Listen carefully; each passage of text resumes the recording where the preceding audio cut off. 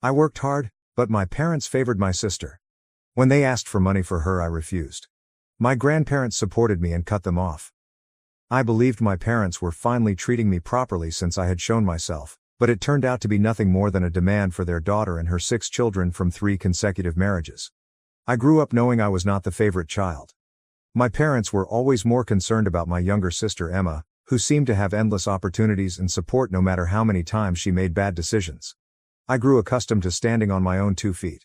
I worked hard, paid for college with a combination of scholarships and part-time employment, and eventually found a steady, well-paying job. My parents were never impressed, despite the fact that I did everything on my own. For years, I attempted to brush it off and keep going, hoping that one day they'd admire me for being independent. Meanwhile, Emma's life was a roller coaster. She married young, and her first marriage dissolved after 2 years because her husband cheated. She remarried quickly and had 2 more children, but the marriage ended when her second husband developed a gambling addiction and lost their home. Emma was on her 3rd marriage at the time I started my job, and she had 6 children ranging in age from 12 to 2. Her current spouse works part-time as a delivery driver and is attempting to launch his own business, but they are struggling to make ends meet. My folks have always been there to assist her out, paying for items here and there and making excuses for why she needs a little extra support. For a while, I was too preoccupied with my own life to get caught up in Emma's drama, but then I saw a difference in how my parents regarded me. They became more attentive, reaching out more frequently, congratulating me on my profession, and inviting me over for family dinners. I wondered if they were finally proud of me. Part of me had been hoping for this for years, and I suppose I was willing to believe they were turning a corner. Last month, they invited me to supper. At first, everything seemed normal. We talked about work and caught up on tiny family stuff, and for a brief period, I felt like a member of the family in a way that I hadn't previously. But then the topic moved. They started talking about Emma, how difficult it was for her to raise 6 children on one salary, and how my parents had done everything they could to help but were running out of money. They went on to say how fortunate I was to have a decent job and a consistent salary, that I had no one relying on me, and that I was able to contribute back to the family. Then came the shocker. They expected me to step up and take care of Emma financially. They had a comprehensive plan. First, they asked me to buy her a new 5-bedroom house because her present rental was too small for a family of 8. They wanted me to set up college funds for all 6 of her children, which they argued was only fair given that I was the only one who could afford it. They wanted me to offer her a $5,000 monthly stipend to cover basic expenses as well as seed money to start her own mommy blog business. They planned to receive approximately $2 million up front, followed by continued funding. I sat there, absolutely stunned. They weren't asking for a minor favor. This was a lifelong commitment that regarded me as Emma's financial safety net.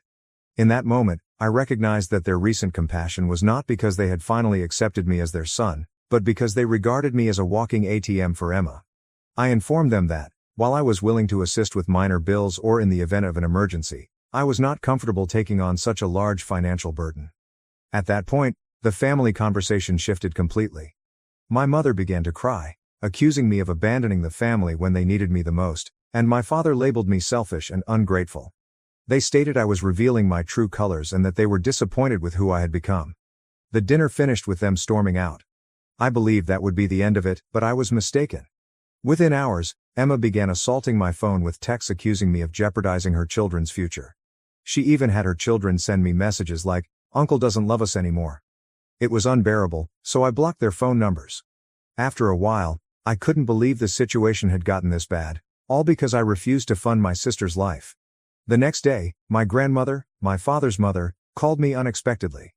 Apparently, my parents had been assuring the entire extended family that their successful son would take care of everything for Emma before they even asked me. They constructed an image for everyone of Emma moving into a big new house, of all her financial troubles being resolved, and of me being the one to provide her with everything she needed. Now that I'd declined, they were facing a big wave of embarrassment because the family had expected me to come through based on my parents' premature bragging. My grandparents were appalled when they learned the complete story. They'd always assumed Emma's lifestyle was sponsored by her different spouses, and that my parents helped out because they wanted to, rather than because they'd gone into debt to support her. They were so upset by my parents' behavior that they are now threatening to remove them from their will. They informed me that they would rather leave their estate to me and my relatives, who work hard and do not take advantage of people. As the situation spread around the family, I began to get messages from relatives offering their support. Some of them admitted they had no idea how much I had been dealing with on my own and apologized for not noticing it sooner. My aunt, my mother's sister, even contacted me and apologized for not realizing how differently I was treated growing up. The family dynamics were beginning to unravel, with everyone taking sides, and my parents were not handling it well. My phone started ringing nonstop again, this time with my parents exchanging angry, nasty messages and weeping voicemails. They were upset that I was damaging their family's reputation. They once left a message telling me that I was ruining Emma's children's life and that I would come to regret this decision someday. They'd then go back to imploring me to reconsider, saying things like, "We're family, and family helps each other." All of this has made me feel like a disaster. Part of me feels bad because I was trained to believe that family comes first, and it's difficult to break free of that conditioning. But another part of me is fatigued, thinking how long I've been trying to gain approval from people who just care about what benefits them. The knowledge stings, but I know that giving in now would result in years of financial and mental exhaustion, putting Emma's demands before of my own. Now I'm here on Reddit because I honestly don't know what to do next.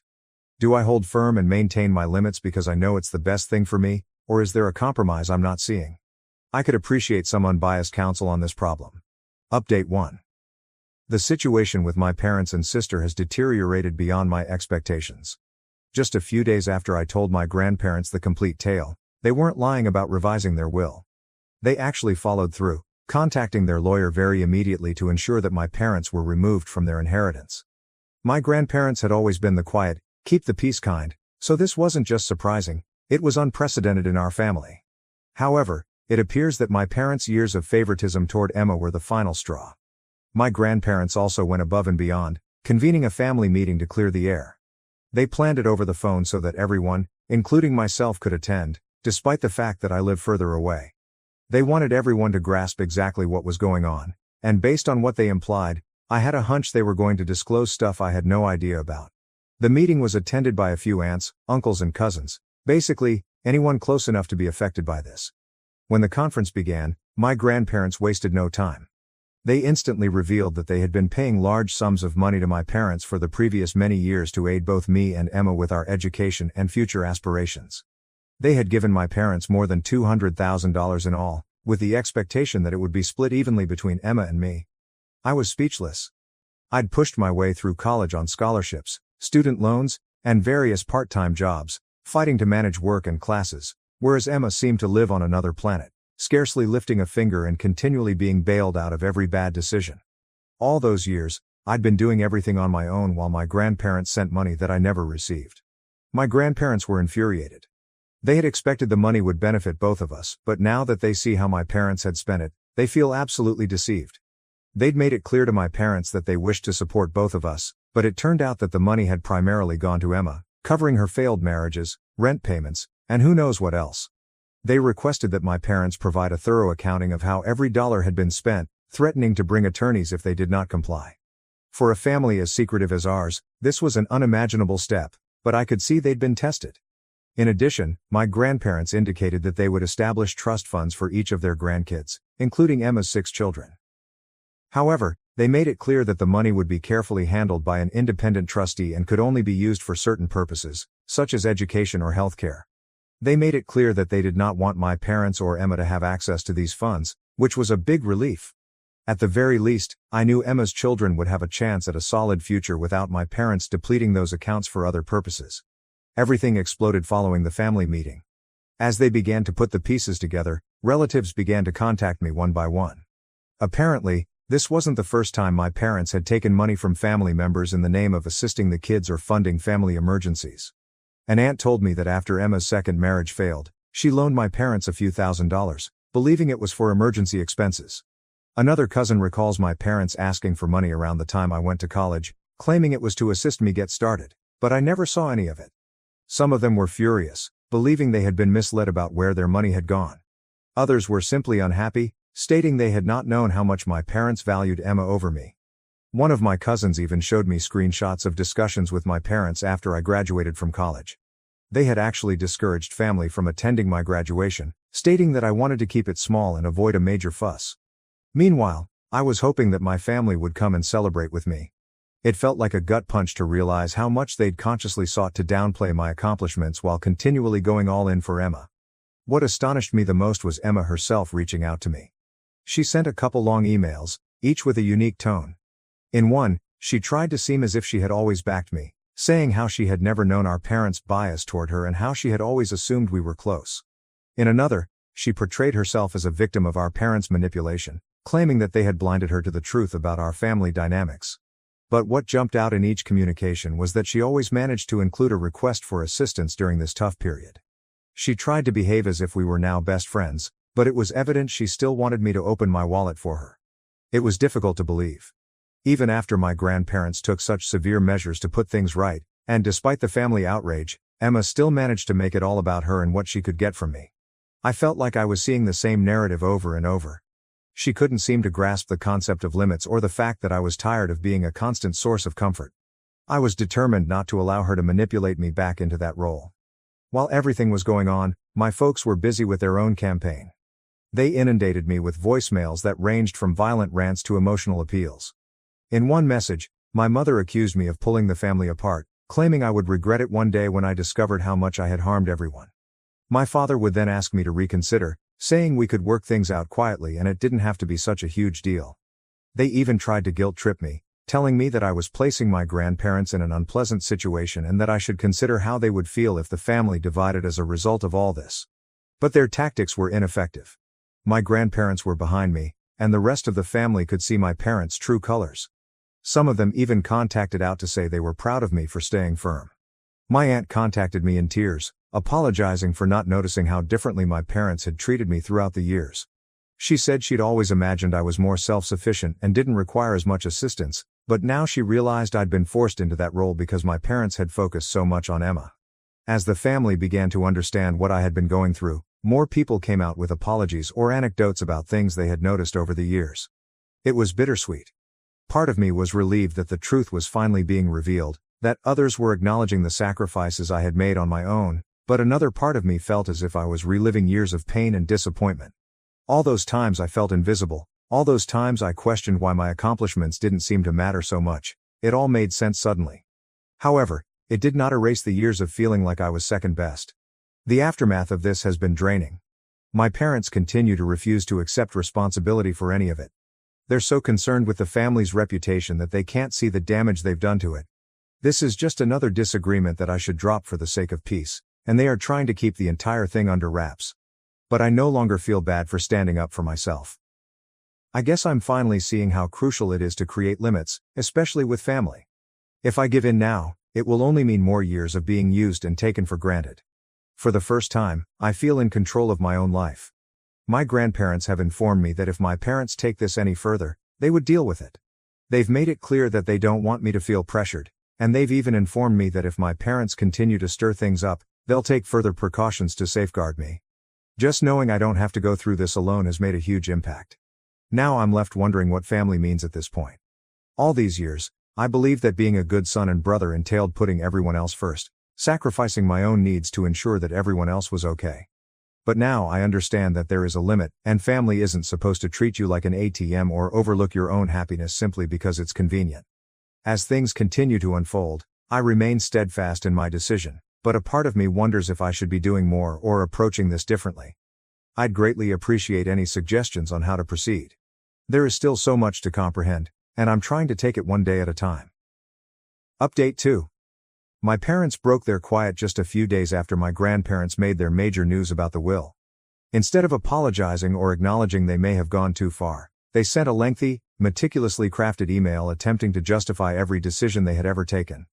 They didn't just defend Emma, they virtually praised it, describing it as an investment because Emma had always been more family-oriented. Meanwhile, I was classified as self-sufficient and career-oriented, which they assumed indicated I didn't require as much assistance. They went on to clarify that their call for me to step in and fund Emma's life had nothing to do with money. They regarded it as even things out, giving Emma the same advantages they believed I had on my own. To add salt to the wound, they called me selfish for refusing to share my surplus wealth with my family. The email wasn't just words either. They sent a list of everything they claimed to have spent on me versus Emma. I'm talking about everything, including Emma's basic needs such as food, clothing, and housing. They mentioned her wedding expenses, property payments, and even post-divorce therapy. They even mentioned Emma's emotional assistance during her adolescent years, valuing and quantifying it. It was so ridiculous that I recognized they'd been thinking about it for a long time, most likely intending to hurl it back at me. They apparently shared this email with the entire extended family as well, aiming to present me as the selfish one. But it completely backfired. Relatives who had previously remained neutral began contacting me, appalled by what they viewed as an outlandish attempt to tax me for fundamental parenting. Some even apologized for not comprehending the kind of partiality I was dealing with. I believe my parents expected people to gather around them, but all they did was push everyone further away. In addition to this, my grandparents' lawyer became involved. My grandparents had always expected that any money they had given my parents over the years would be divided between me and Emma for our education and other essential costs. They soon discovered that the money had been spent on Emma's marriages and unsuccessful relationships. The lawyer wrote an official letter to my parents asking a thorough accounting of where the money had gone. My grandparents were prepared to take this to court if necessary, and I don't blame them. They felt betrayed, and so did I. It was like a tangled web of deception that had been growing for years, with me on the sidelines the entire time. In a strange twist, Emma's first ex-husband contacted me. He is the father of her 2 oldest children, and while we had never been close, we had remained civil. He told me that he had heard about everything and wanted to express his perspective. He confessed that when Emma became pregnant, my parents coerced him into marrying her, promising financial support as long as he followed through with the marriage. I knew they married quickly, but I had no idea my parents were that involved.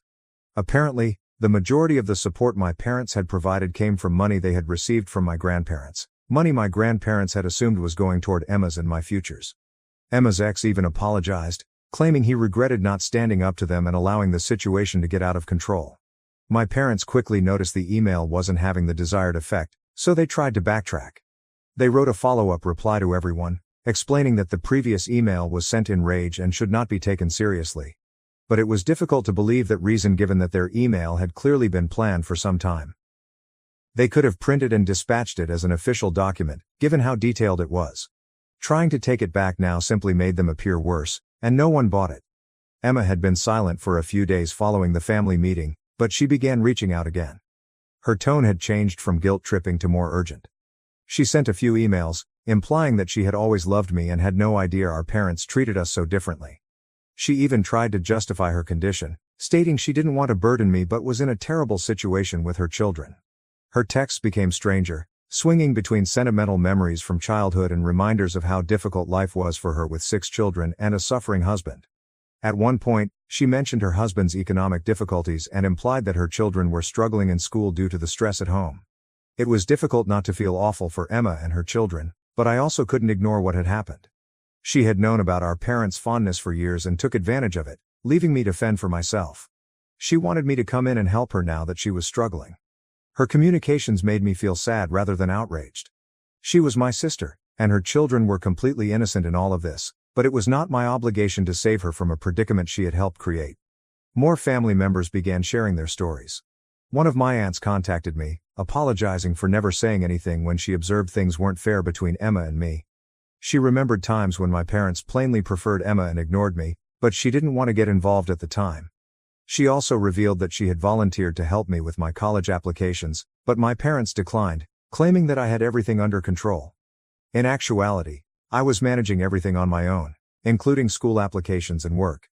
My aunt admitted that she had no idea how much I had been left to manage on my own, and she felt bad for not intervening sooner. Family group chats reached a whole new level of awkwardness. Relatives began reaching out, asking if I needed anything or if they could help in any way. It was unusual to suddenly have so many people offering help and sympathy, especially because they'd never been so active in my life before. I loved their goodwill, but it became overpowering. Part of me felt like I shouldn't need their help right now. I'd already gone through the most difficult sections on my own. I mostly thanked them, wondering what else to say. Even my parents' closest friends started to distance themselves. A few people accepted their version of the story, that I was a workaholic who did not prioritize family. But after reading the email and hearing additional information, they began to see through my parents' explanations. Some even apologized, admitting they were wrong to judge me. One of them even indicated that my parents had borrowed money from them, citing family needs. They had assumed it was for necessary costs, but now they were wondering if they had been subsidizing Emma's lifestyle. Despite everything, my parents continued to push. They kept sending messages, arguing that I owed them for everything they'd done for me, that I was responsible for keeping the family together, and that my failure to support Emma was causing the family to fall apart. They claimed I was wrecking everything, damaging their reputation, and endangering Emma's children. It was frustrating because they were ignoring their own acts and pretended that none of this was their fault. For the time being, I'm not backing down. I refuse to be guilted into correcting problems that my parents caused, or to accept responsibility for Emma's decisions. It's still difficult to believe this is my family, that things have gotten to the point where I have to choose between my own well-being and what they call family loyalty. It's a lot to process, and I honestly don't know what the future holds, but for the first time, I feel like I'm standing up for myself and finally being heard. That is, at the very least, a positive step forward. Update 3. The situation has reached an unexpected conclusion. After all of the chaos and hidden issues that had surfaced, my grandparents decided to take a tough stance. They scheduled a final family gathering, this time with their lawyer present. It felt as if a chapter was coming to an end, but there were still so many wounds and unresolved feelings in the air. However, this wasn't simply talk. My grandparents had a plan, and they were not going to waste any more time. They claimed that they had not only revised their will, but were also taking quick action with their assets to avoid further abuse. For years, my parents had been living rent-free in a family-owned holiday home. It was supposed to be a temporary arrangement, but my parents made it their permanent home, expecting it to be passed down to them. But that's over. My grandparents are selling the land and intend to use the funds to establish educational trusts for all of their great-grandchildren. This includes Emma's and my cousin's children. My grandparents also implemented a reorganization strategy to ensure that no more funds were diverted accidentally. They are establishing annual educational grants for any family members pursuing higher education or professional credentials. However, these monies will be administered by an impartial trustee, with no family members participating. My folks were noticeably shaken upon hearing this. Losing the free lodging was terrible enough, but the realization that they would no longer have access to my grandparents' land was a rude awakening. For once, they didn't argue, or at least realized it wouldn't help. They simply looked defeated, which was unusual for my parents given their years of pride and control. My grandparents gave them 60 days to leave the land, with no extensions.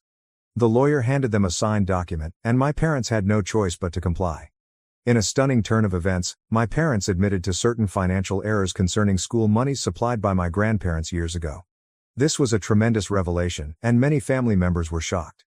With few options left, my parents signed a formal repayment agreement.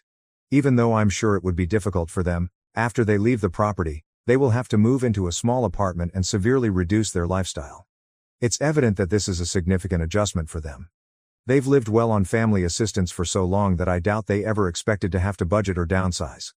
Meanwhile, Emma appears to have accepted the reality of the situation. Her support system is basically collapsing around her. My parents' free support is no longer available, and she can no longer rely on them to pay her expenses or bail her out if her husband's business initiatives fail. Instead of moaning or trying to guilt-trip me, she is now taking efforts to improve her own situation. She's enrolled in a vocational program for medical billing and coding, which should provide her with a consistent income and the opportunity to raise her children on her own terms. Her spouse has taken on more hours at his delivery job and appears to be making an attempt to contribute to the family's costs. Emma even sent me an email, not asking for money, but simply requesting assistance with her resume. I decided to check into it, assuming it was a little way to help without encouraging her dependence. Hearing from Emma's children has been one of the most shocking and pleasant developments. They contacted me through Emma's father, her first ex-husband. Apparently, my grandparents had planned for them to attend family therapy sessions. They'd been dealing with a lot of confusion about family dynamics and had been caught up in so much drama. Now, with the help of a therapist, they're starting to comprehend the intricate relationships and favoritism they've grown up in. The elder kids apologized for the guilt-tripping messages they had delivered when everything initially began. They said they didn't realize how much pressure their mother was placing on me, and they felt horrible about being used as pawns. I promised them everything was okay and that none of this was their fault. They were just kids, after all, and they were simply following their mother's instructions. I'm confident that treatment will help kids learn that they are not responsible for resolving the conflict amongst the adults in their lives. My parents appear to be adjusting to their new situation, but they are having difficulty totally accepting it. In one final attempt to rewrite the narrative, they began sending me random photos from my childhood, each with captions like, "Remember when we were a happy family," and "Don't forget who's been there since the beginning." I'm not sure if they're genuinely trying to make amends or if it's just another ploy to play on my emotions. Some texts describe how much they suffered to raise me, while others depict them as victims abandoned by everyone they cared about.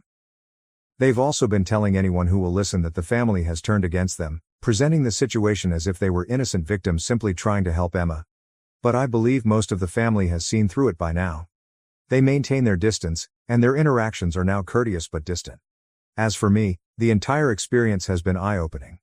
I had no idea how far the favoritism extended or how much my family had been exploited over the years. My grandparents have been great throughout this process, demonstrating strength and justice that I had never appreciated before. They're taking on the role of champions for the future generation, ensuring that nothing like what happened to me and Emma happens again. The entire process has been a challenging but essential reality check. It has revealed me who actually cares about me and who only sees me as a source of financial assistance. Finally, I want to thank everyone who has supported me. Thank you and farewell. Thank you for watching. If you haven't subscribed yet, please do so and hit the notification bell to stay updated with more shocking real-life stories happening around you.